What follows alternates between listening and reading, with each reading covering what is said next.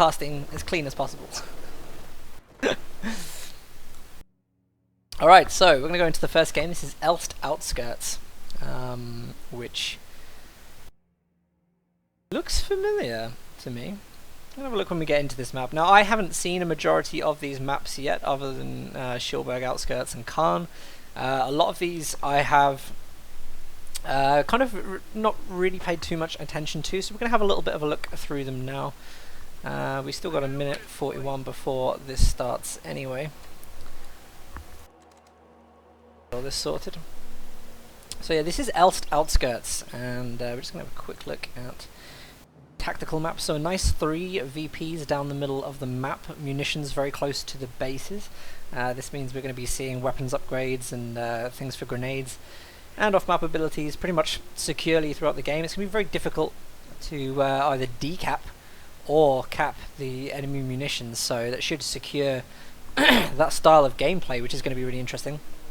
And again, look at this fuel as well, evenly spaced out on the base, so both players on this map kind of guaranteed to have their resources. It's going to be very, very hard decapping right outside the base if you want to get those kind of decaps. And it's going to be very, very interesting because it means that both players are going to get good teching. Now, this may be a favorability for Axis, we're not sure, but let's have a look how it goes. 2 players we have today, Cuiry and Division Lipetsk. And Cuiry's going to go USF, pretty standard USF loadout here, armor company, tactical support, Pershing, yeah, nice.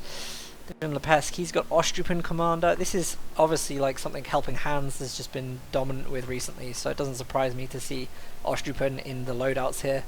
Lightning War. Lightning War is my favourite commander for the Austere. Absolutely beautiful. G43s, I just love them at the moment. They're so cheap and amazing for their cost. Quick movement, relief infantry for Ostrupen, close air support. That's so good against things like Pershings and all sorts when they come in. So some good commanders there, and of course elite troops. This is probably the lower level go-to commander, if I'm totally honest, because they're just going to be able to call out a Tiger Ace and hopefully dominate everything. But here we go, the first game of today, which I'm pretty hyped for. Cuiry playing from the, are we going to call this the south side, or are we going to call this the east? Call it the southeast side of Elsk. Elst? Elsk? I think it's Elst. God, I need a co-caster. And on the northwest, we have Division Lipetsk. He's going to be playing as the Austere, goes immediately in with Ostrupen, which is pretty good. I like to see that. I like to see the bold movement there. Straight into Ostrupen. Now, Ostrupen are usually very, very good at capping on building orientated maps. Now, here we have a long road, negative cover all through the middle of this. And, oh, do you know what? I recognise this map. I recognise this map. I have played this before. This is a great map. Absolutely love this map. Some really, really good stuff on here. There's a very tight choke point in the middle. Getting this VP is really difficult because of all the negative cover. The only green cover is right in the center, so it's important to take this early on and defend it. As for everything else, you've got nice open cover engagements, good long buildings with good sight ranges, 2 in fact here, so support weapon gameplay could be very, very good. Petz has already gone for that, and the Ostrupen are going to help him quick cap lots of the map early on. Our opponents are seizing a sector. Look at this, both players have gone straight in with their commanders. Heavy Cavalry Company is picked for Cuiry, so he's going to go for the late game Pershing probably as well, with the Rangers at this point. I like this, I really like this. Look at the aggression here. So the MG has gone into this building, he spotted that early on. If he can cap with the Ostrupen with the cover of the MG, he's going to be able to stop fuel being taken by his opponents. There's a very, very good early game building to take on. Ostrupen will do good for that, and it's going to be Cuiry's mission now to try and neutralize that building and take it back into his own hands, because there could be problems.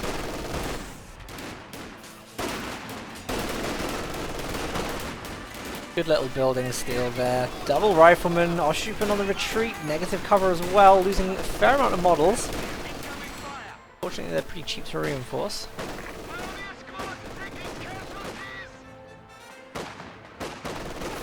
We don't see the standard 3 Ostrupen models normally we would see come out if we see Hands playing it. It's normally 3 Ostrupen, into a very quick tier 2 and then utilising the tier 2, maybe a double scout car or scout car half track.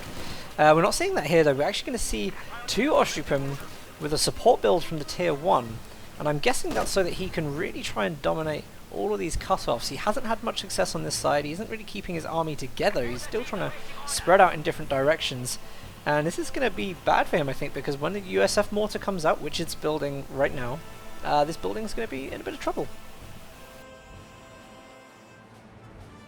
Look at this. Still no fuel capped. Still no fuel capped for Division Lipetsk. Have to be very, very careful with this.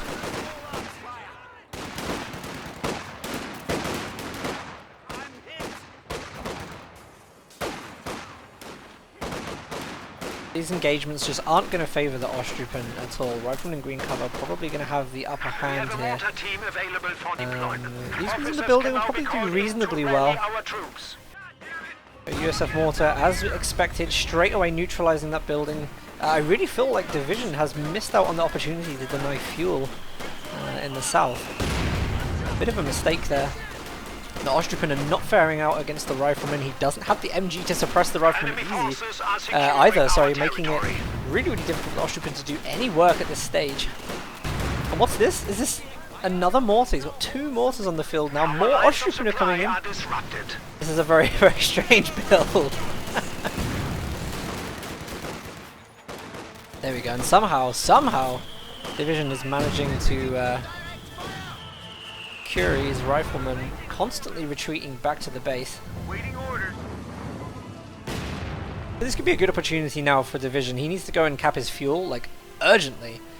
He's already made a little bit of a push, for some reason didn't even make any advantages over here. He's really got nothing. He hasn't capped his munitions, hasn't capped his fuel, and he didn't go for the decap, so I don't really know what the point was of that push on the left-hand side. But now he's kind of getting himself back together a little bit. He's going to be capping some resources. Of course, Cuiry is just well ahead on the teching right now, well ahead. He's going to have weapons upgrades, possibility of going into a Stuart. There we go, I think that's the captain right now.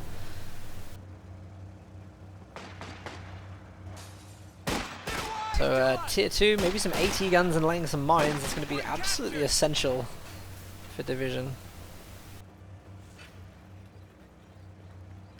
Here we see the bunker, sorry, the sandbag has been built here. It's for the Rifleman. Division's got his eye on the game. Hopefully he'll know exactly what commanders have been picked there.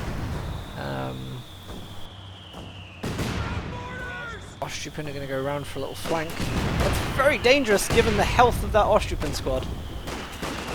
And given all the negative cover.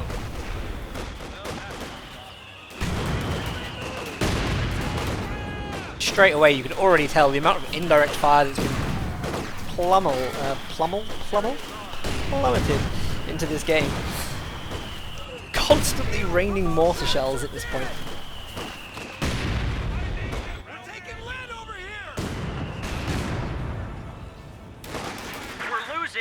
I don't know who's actually going to be worse off here, because with all the mortar fire raining down, it's going to be the Ostrupen that really benefit from the green cover here. They want to be in the cover positions, otherwise they do not do well in engagements whatsoever. They're already up against a Rifleman, so they're not going to be trading particularly well unless they're always in the green cover positions. And here we go, you're going to see what lack of cover does for the Ostrupen at this point anyway. A couple more shots and this could go down. Just manages to escape. Mortar's doing incredible work though. Nice hard cut-offs here from Cuiry.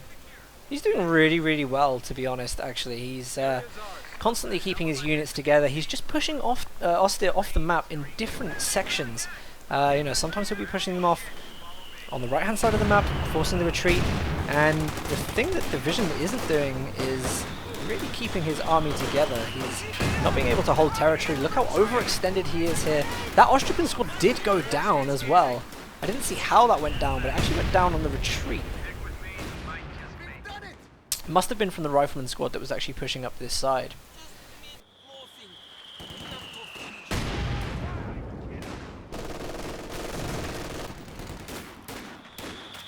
Not looking good whatsoever for Division. He does have his tier 2 up now, which is good, and he's going to be building the Panzer Grenadiers, but Panzer Grenadiers coming out at the same time as the Stuart. I think I know who's going to win this engagement. double mines down here, and Division must have spotted that with the Pioneers. Why he's continuing to build this mine is beyond me. Maybe he's banking on his opponent just forgetting that he's seen that. 2 Austin mortars moving up. I bet these are probably going to try and counter the USF mortar here. And wow! Looks like the Pioneers did actually... I'm really sad we missed that. The Pioneers actually walked into the mines. I was not expecting that to be a thing. That is funny.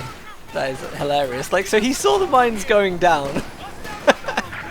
And he still walked into them. We lost a gun crew. I'm just so confused. So confused right now. Armor here. She was going to come in and clear up these mortars. I'd be very, very surprised if these mortars don't retreat. Hasn't hit the retreat button yet. Please don't set up. Okay, he sets up. Scout car's going to come on the field. I don't know how the scout car's going to fare against this Stuart, but... Weapon rack is now accessible. There we go.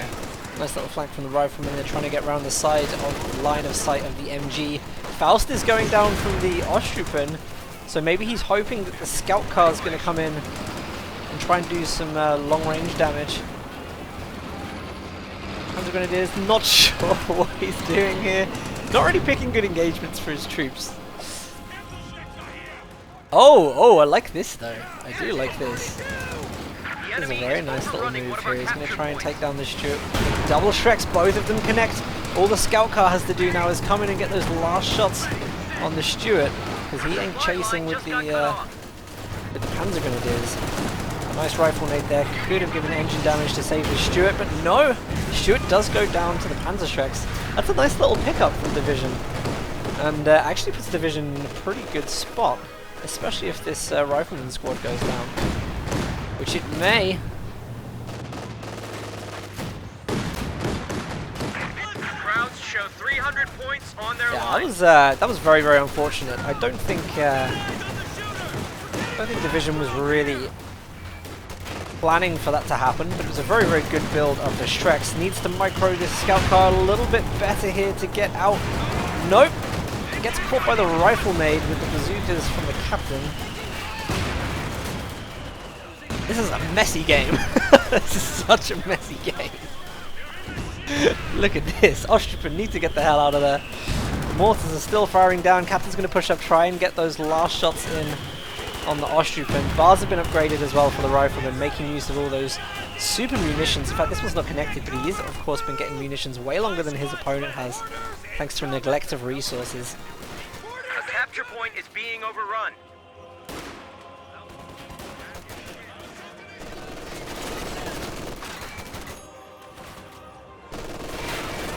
I'm not really sure who's on top of this at the moment, if I'm totally honest. I mean, it still looks in terms of kills that Cuiry is, but he has lost the Stuart.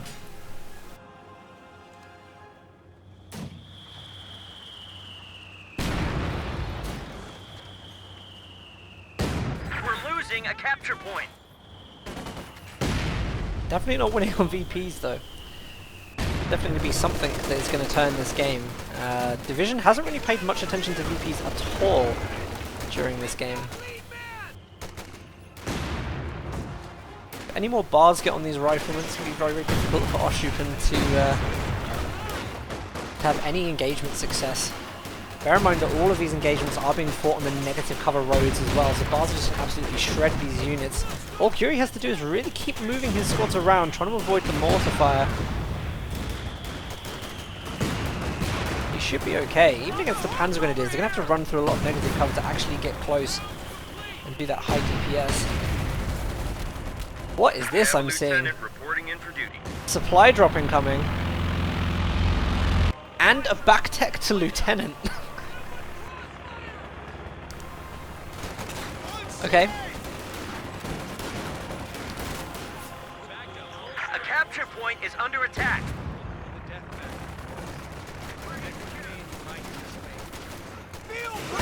I mean, this could go either way at the moment. I'm really sure about any of this. Nice little bits of capping still going on. The enemy is overrunning one of our capture points. I'm guessing that maybe I don't know why he spent his fuel that way. Maybe he just wanted an extra squad with a free bar upgrade. I don't know what the benefit is. Maybe he's going to go for an MG. Look at this. What a late retreat, though, with these. All to throw a grenade that wasn't even squad standing there. Why did you throw that grenade? Why are you throwing these grenades? I'm so confused. We are losing Soldat. There's absolutely no reason for that to happen. This is amazing.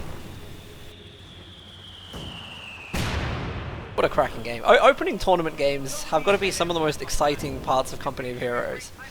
Really. Because you just see a bunch of things you just don't see every day.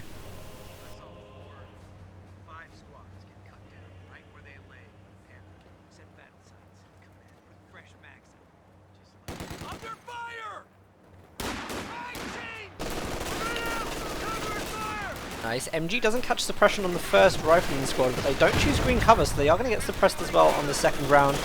This is when the mortar needs to start doing some work, because we do have 2 mortars on the field. So these rifleman squads have to be very, very careful. They don't take squad wipes like that nearly was. Austrians should win this engagement here. Now the question is, what is Division doing with all of these resources that he just got from fuel in the north? He has managed to slow the VP drain just a little bit, so it's going to buy him enough time to probably get that Panzer IV out. If he gets that Panzer IV out, we don't see any AT really other than the bazookas on the field at the moment from Cuiry, so a Panzer IV could be absolutely devastating at this point. There have been a couple of mines that were laid down at the start of the game. I don't think I've seen any more in any positions along the map. We're just going to check. Any. This could be a nice flank from the riflemen here if they do spot the mortars. There we go. Nice to see Division's got his eye on the squads a little bit better. Seeing a lot of late retreats this game. There we go. So there's the MG. There's the reason for the back take down to Lieutenant. Clearly wants something to try and keep the Panzer Grenadiers at bay. Area secured. That was too easy. Definitely disparities in army here. I mean, we don't even have healing. This is a big, big thing when you don't have healing for Oster. I mean, you're already fighting up against squads with higher amount of models than you have. You really should have healing up so that you are going into engagements, you know, and you have a bit more of a survivability in engagements. The problem is with no health is that you're going to drop models near enough instantly, and that of course means you're less effective in the engagement, you don't last in the engagement longer, and you just have more chance of your squads being wiped out completely. There we go, again running straight into the MG, tried to get around the sightline. Look at those mortars though, straight to work on that MG. Even the recrew may get destroyed here if those mortars keep landing down. So close.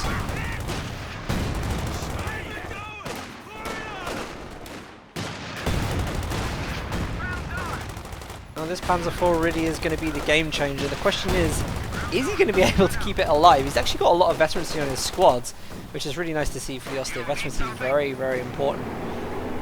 Panzer IV needs to do work very, very quickly. I get the feeling, yeah, he's tech to major, so that's completely removed him from getting any kind of vehicles to counter this Panzer IV. He's going to have to rely entirely on his bazookas and AT nades at the moment, unless he goes for an AT gun.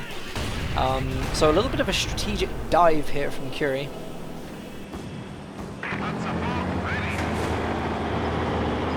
The question is, can Division actually get his butt together, start capping the map, or is he just going to go for the base kill?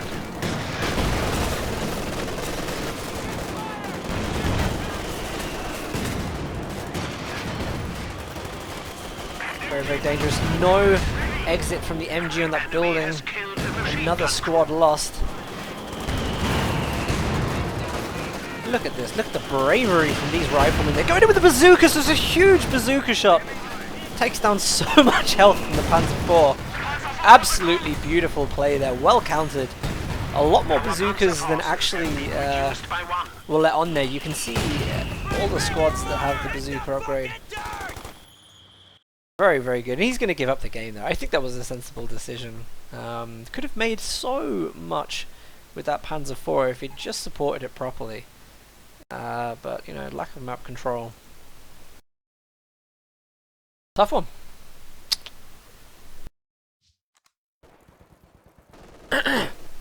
What an opener. What an opener to this tournament. That was great. Hello everyone in chat, by the way. Thanks for stopping.